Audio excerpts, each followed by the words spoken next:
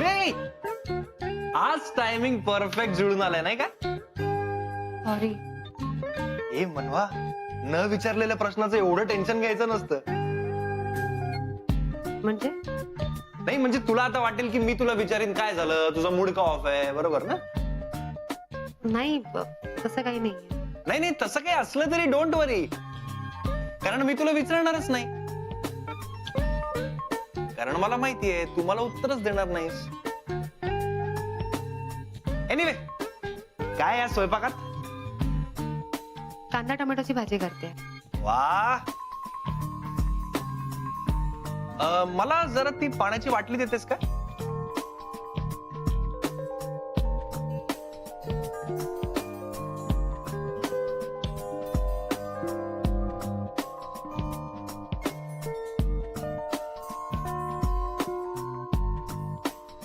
तुम्ही काय करताय? प्लीज तुम्ही ते सगळं नका करू द्या इथे. अगं असू दे का, एवढं काय त्यात? काय बोले, तुम्ही घरचे पाहुणे आहात, प्लीज तुम्ही हे सगळं नका करू द्या इथे. अच्छा, नाही मला आपलं उगाच वाटत होतं की तुम्ही सगळे घरातले मला आपलंच मानता. शेवटी मी पाहुणाच नाही का? मला तसं नाही म्हणायचंय. तुम्ही घरचेच आहात, पण तुम्ही हे सगळं नका करू इतकंच, प्लीज द्या. माहितीये का मला? तुला माहितीये का हे सगळं मी का करतो? का करताय? कारण याने माझा मूड फ्रेश होतो. Cooking is just like meditation for me. तुला माहितीये माझी आजी नेहमी म्हणते की स्वयंपाकाला कधीच काम समजू नये. प्रेमाने स्वयंपाक केला ना की आपलं प्रेम त्यात उतरतं आणि जेवणाऱ्याला आपलंसं करून घेतं. काय ग, मी तुला जगातलं 8वं आश्चर्य सांगितल्यासारखी काय बघतेस? घ्या, टोमॅटो चिरून झालेला आहे. अजून काय करायचंय? नाही, काहीच करायचं नाहीये, मी सगळं करते. शुअर? हो. पण एक छोटासा प्रॉब्लेम आहे. त्यासाठी तुला चेहऱ्यावर स्माइल आणावी लागेल. कारण माझी आजी असं पण म्हणते की प्रसन्न मनाने स्वयंपाक केला ना की त्याची चव काही औरच लागते. आणि मूड ऑफ असताना स्वयंपाक केला तर त्याला काही मजा नसते. येतंय का लक्षात? सॉरी, परत नाही होणार. आता कसा स्वयंपाक मस्त होणार आहे. कर. हे मी सुद्धा करणार आहे स्वयंपाक इकडे कधीतरी. चालेल ना? तुला इटालियन येतं? नाही. मग चायनीज येतं? जॅपनीज? मग काय येतं? मला घरगुती सगळं येतं. अगं तेच पूर्ण ब्रह्म आहे. नाही म्हणजे तुम्ही म्हणालात ते सगळं मला येतं थोडं थोडं, पण मला नीट शिकायचंय. मी शिकवणार तुला. डन? चालेल. मग तुला आणखीन खरंच काही मदत नकोय? नाही, काहीच नको, मी सगळं करते. मग मी फक्त जेवायचं काम करू? आलोच मी.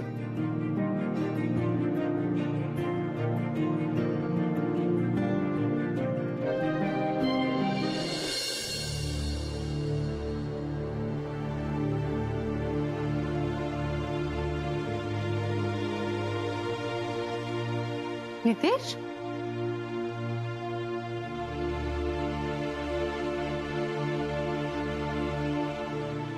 काय झालं बाळा? सांग ना, काय झालं?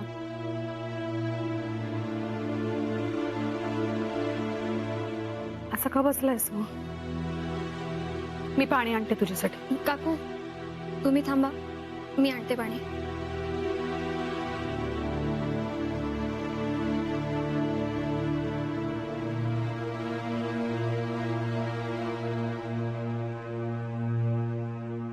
काय झालं सांगशील?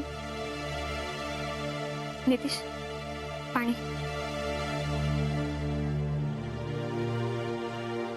नितीश, आता तरी सांग ना आम्हाला, काय झालंय तुला? सुष्मिताकडून चेक घेऊन मी बँकेत डिपॉझिट करून आलो. किती पैसे दिले तिने तुला? फक्त 30 लाख.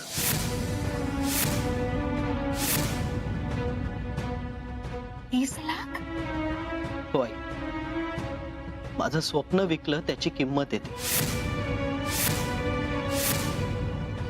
नितीश, सावर स्वतःला. सखी, बरं झालं तू आलीस. का रे? उद्या तुझ्या मैत्रिणीचे पैसे द्यायला मी स्वतः चाललोय तिच्याकडे. अरे पण मनवा पैसे नाही घेणार. तिला घ्यावेच लागते. नकोत मला कोणाचे उपकार. नितीश, नितीश ऐक जरा. नितीश, काकू मी बघते, तुम्ही नका काळजी करू.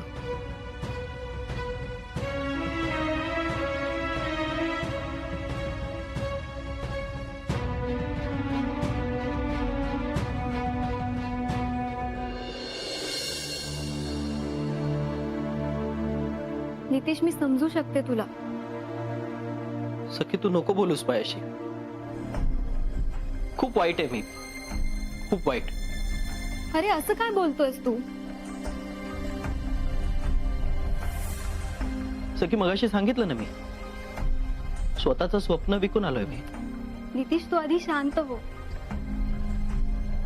मला माहितीये तुला खूप त्रास होतोय, पण तू स्वतःला सावरायला हवंस. काकांना तुलाच आधार द्यायचा आहे, आणि तूच जर अशी हार मानलीस तर कसं चालेल? सखी कंपनी बद्दल मी काय काय ठरवलं होतं माहिती? हो, सगळं बरोबर आहे तुझं, पण हा निर्णय तू तुझ्या फॅमिलीसाठी घेतला होतास ना. मग आता असं दुःख करत बसण्यात काय अर्थ आहे? सखी दुःख कसलं होतंय माहिती? माझं स्वप्न पूर्ण व्हावं हे माझ्या आईबाबांचं स्वप्न होतं, आणि मी माझ्या स्वप्नाबरोबर आईबाबांचं स्वप्न सुद्धा धुळीला मिळवलं. अरे पण याचा अर्थ असा नाही ना की तू पुन्हा स्वप्नच बघू शकत नाही. जे झालं ते खरंच खूप वाईट झालंय, पण तू पुन्हा नवीन स्वप्न बघ. ते पूर्ण करण्याच्या मागे लाग.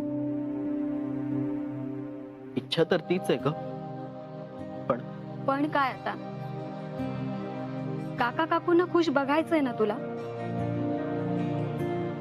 मग झाल्या गेल्या सगळ्या गोष्टी विसरून जा. सखी मला सगळ्यांना पहिल्यासारखं करायचंय, सगळ्यांना खुश बघायचंय, आणि हे करण्यासाठी मी वाटेल ते करायला तयार. ताईचं वरचेवर का असे ना, घरी येणं जाणं असावं, बाबांबरोबर रोज सकाळी जॉगिंगला जायचंय, आईला सतत हसताना बघायचंय. सगळं मला पहिल्यासारखं नीट करायचं. कोणीतरी हे होऊ देत नाही. कोणीतरी आमचं सुख आमच्यापासून हिरावून घेते. मला माहिती येते नितीश, अरे लहानपणापासून ओळखते मी तुला,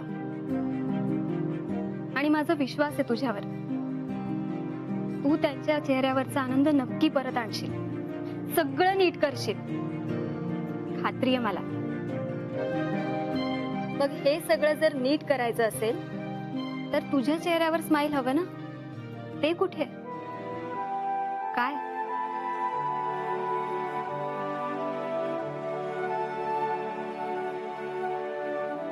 That's like a good boy.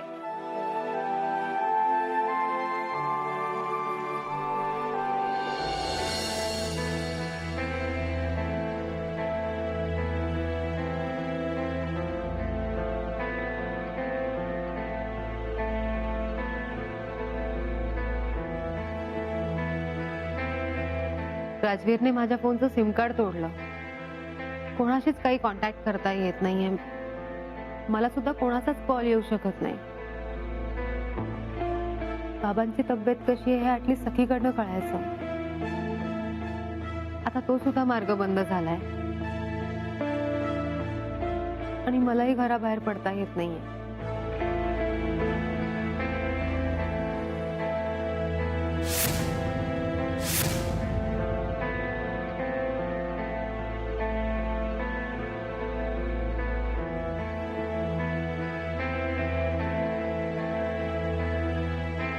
श्या. काय झालं? अरे यार, परत टायमिंग चुकलं माझं. म्हणजे तू अपसेट असताना मी परत येऊन डिस्टर्ब केलं ना?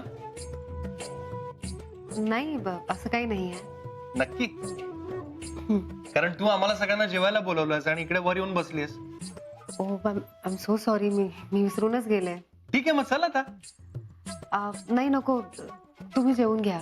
अगं खाली सगळे वाट बघतायत तुझी. ठीक आहे, मग तुम्ही पुढे वा, मी आलेच. पटकन ये.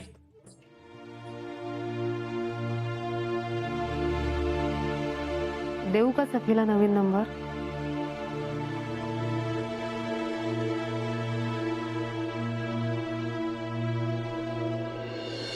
काय मग कैवल्य मुंबई मानवते की नाही? अरे हा काय प्रश्न आहे का? प्रेमात पडलोय मुंबईच्या. प्रेमात वगैरे पडू नकोस बाबा. भले भले पछतावलेत प्रेमात पडून.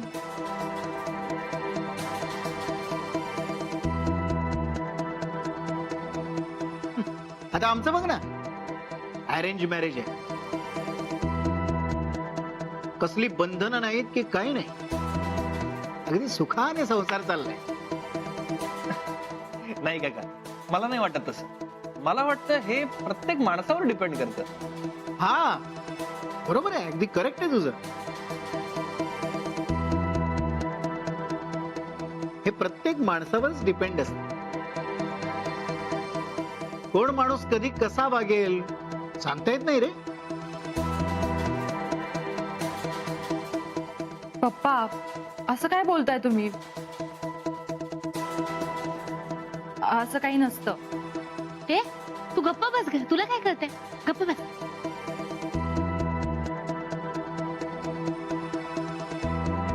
अरे बाकीचे विषय राहू देत आता.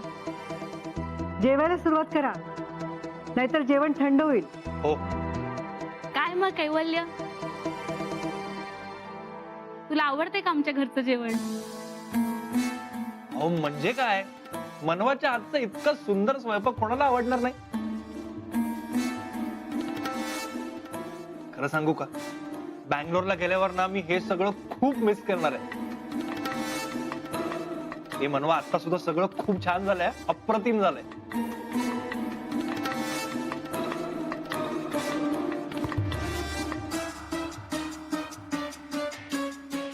काय ग, तू जेवत नाहीस?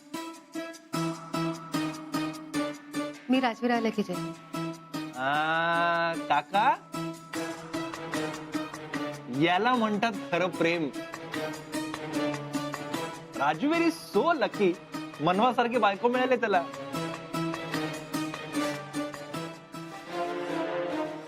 हे मात्र एकदम बरोबर बोललास. अरे खरं म्हणजे आम्ही मोहिते पाटीलच नशीबवान आहोत की मनवासारखी सून आम्हाला मिळाली.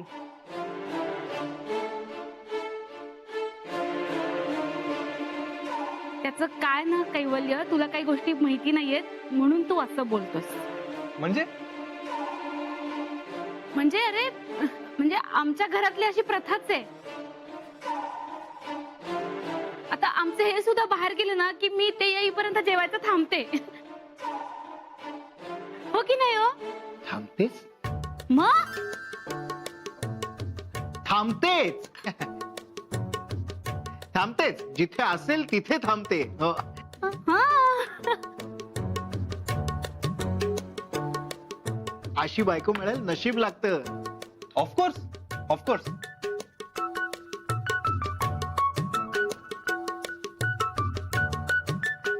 काय ग, काय झालं?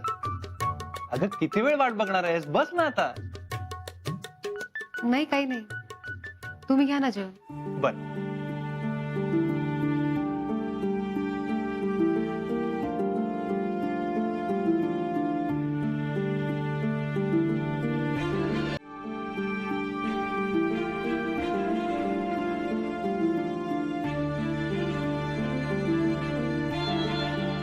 सखीला फोन करून कळवू का की माझा जुना नंबर सुरू नाहीये? माझा फोन नाही लागला तर आई बाबांना काळजी वाटेल. उगाच बाबांना टेन्शन येईल. नाही नको, माझ्यामुळे बाबांना त्रास होता कामा नये. कळवते सखीला.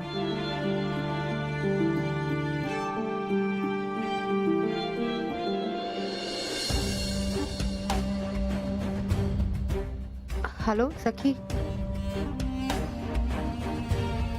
हा ऐक ना, मी बोलते. अगं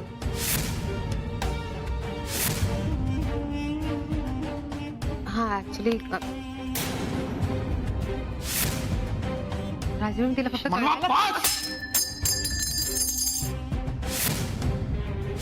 विश्वासघात केलाय तुम्ही माझा. आतापर्यंत तुम्ही हेच केलं. सकाळी मला विचारत होता ना विश्वास आहे की नाही. तुमच्या प्रश्नाचं उत्तर तुम्हीच दिलं मला. एक पैशाचा सुद्धा विश्वास नाही माझा तुमच्यावर. का केलं तुम्ही असं? हं? तुमच्यावर वेड्यासारखं प्रेम करतो आणि माझ्या प्रेमाची ही किंमत केली तुम्ही. मला फसवलं, सगळं खराब केलं मनवा तुम्ही. राजवीर दुखतंय मला. आता कळलं समोरच्याला दुखावलं की कसा त्रास होतो, कळलं तुम्हाला? प्रत्येक वेळेला तुमचा विचार केला, तुम्हाला समजावून सांगितलं, पण माझ्या प्रेमाची ही किंमत केली तुम्ही. आता तुमच्या जागी जर दुसरं कोणी असतं ना मनवा,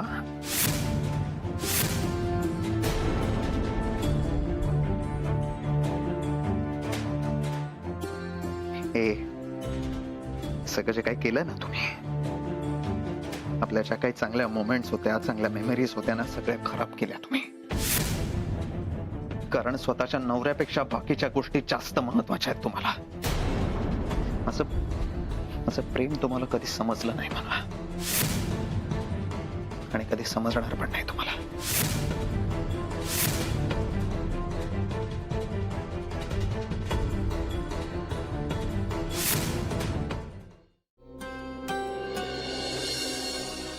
नितीश, नितीश, काय ग, काय झालं? अरे गडबड झालीये.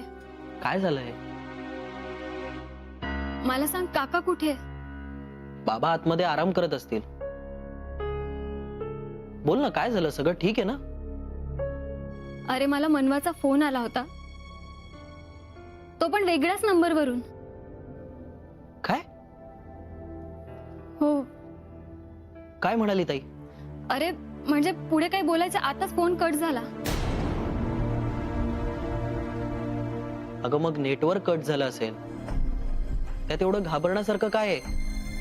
अरे असं कसं होईल? तू एक काम कर, तू तिला पुन्हा फोन लावून बघ. मी पुन्हा फोन ट्राय केले, पण तिचा फोन बंद येतोय. मला नाही वाटत टेन्शन घेण्यासारखं काही आहे. नितीश, तिचा आवाज ऐकूनच ना मला काहीतरी गडबड वाटलीये. काही गडबड झाली नसेल, तू तिला लँडलाईन वर फोन करून बघ ना. अरे मी लँडलाईन वर सुद्धा ट्राय केला, पण तो सुद्धा लागत नाहीये. नितीश, मला ना खूप काळजी वाटतेय तिची. पण तू प्लीज काका काकूंना यातलं काहीच सांगू नकोस. बरं ठीक आहे, नाही सांगणार. हं?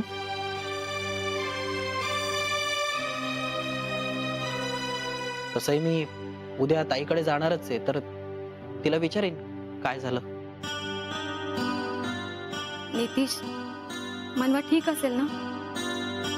सखी, तू नको काळजी करू.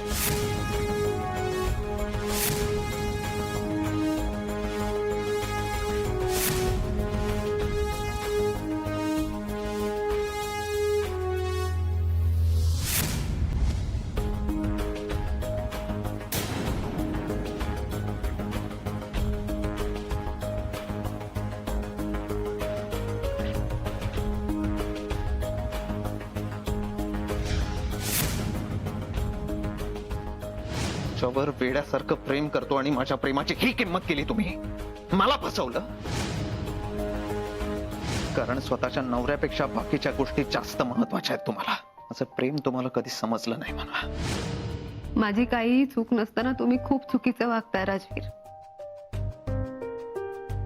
तुम्ही विश्वासाबद्दल बोललात, पण तुमच्या हे लक्षात येत नाहीये का, विश्वास हा नेहमी दोन्ही बाजूंनी असायला हवा. एवढ्या तेवढ्या कारणाने, गैरसमजाने तुटणारा विश्वास काय कामाचा आहे राजवीर? आपल्या नात्याला आणि मला समजायला तुम्ही गल्लत करताय. तुमच्यासाठी मी मला न पटणाऱ्या गोष्टी सुद्धा करायला तयार झाले. का? तर फक्त तुमच्या प्रेमासाठी. पण तरीही तुम्हाला माझं प्रेम कळत नाहीये. मी अजून काय केलं म्हणजे तुम्हाला पटेल की माझं तुमच्यावर प्रेम आहे?